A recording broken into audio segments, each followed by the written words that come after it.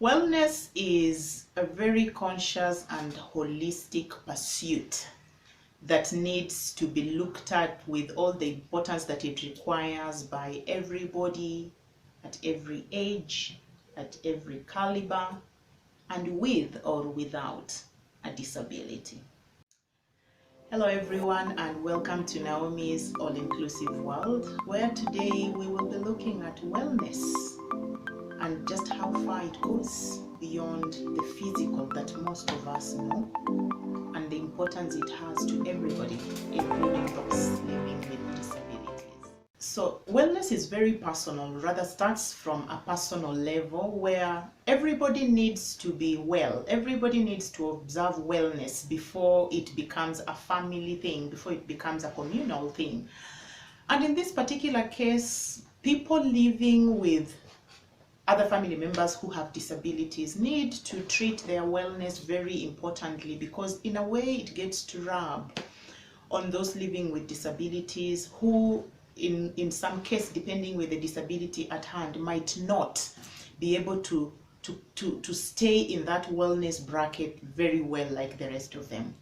Take an example of physical wellness, and when we're talking about wellness here, we are talking about a holistic affair. We're talking about being physically well, being emotionally well, spiritually well, socially well, intellectually well, and so on. Now, imagine a person living with a disability who happens to come from a family that is very disgruntled, that probably family members don't regard physical wellness as important. They don't regard, intellectual wellness as important. It kind of rubs on them, and it becomes even more difficult for them to treat wellness as important. One of the things I really need to mention is people living with disabilities will tend to go by what the rest of the family members are doing. So imagine if the rest of the family members don't eat properly, like most of their food is junk. It will just be easy for someone, for a person living with a disability to just, fit in. So our actions as a family as a family setup have a way of actually eventually dictating on how well a person living with a disability or disabilities will be well-wise. When we talk about physical wellness, we are talking about how generally the person looks or appears, how their posture is, do they have issues with weight? Do they have, do they actually treat self-care with importance, such like things, and also just do they actually seek medical attention whenever they have a bruise or whenever they have an injury and so on? All that just brings together physical wellness. On the other hand, emotional wellness has to do a lot with our self-esteem, with our emotions. How do we handle them?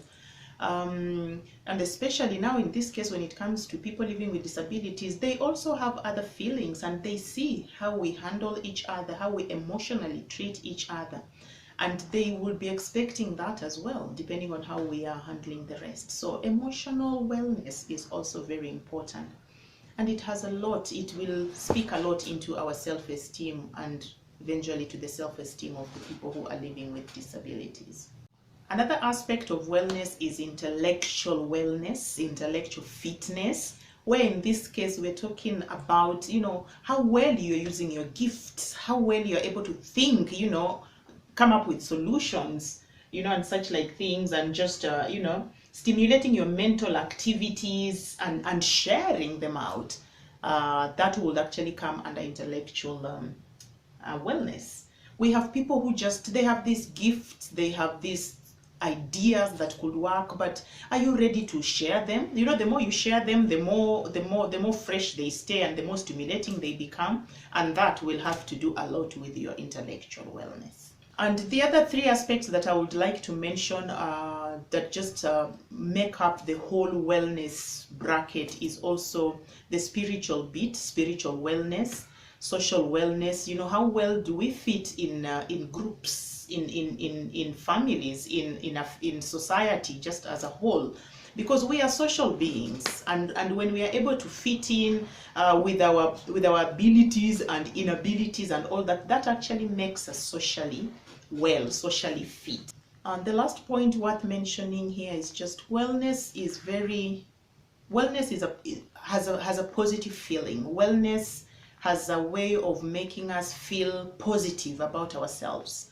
And therefore, it is really, really encouraged that we have a balanced life that also has a balanced share of wellness in the aspects that I have mentioned, social, physical, mental, or rather intellectual, spiritual, and all that, so that we are balanced human beings. And remember, wellness is very positive and affirming.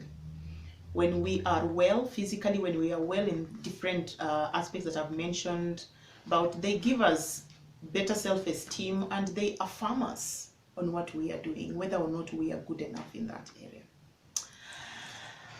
I hope that helps someone. Thank you so much, guys, for watching, and I'm glad to be back.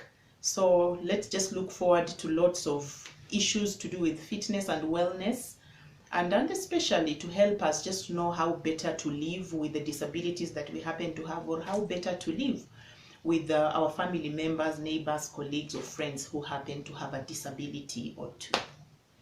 Thanks again, and Merry Christmas. See you in my next video, which I most likely will be sharing my little fitness routine in the house, which is very simple but very practical.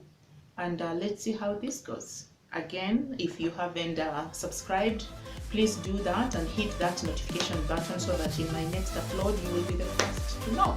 And let's keep spreading this positive vibe about wellness and just how well to live with people who happen to have disabilities among them.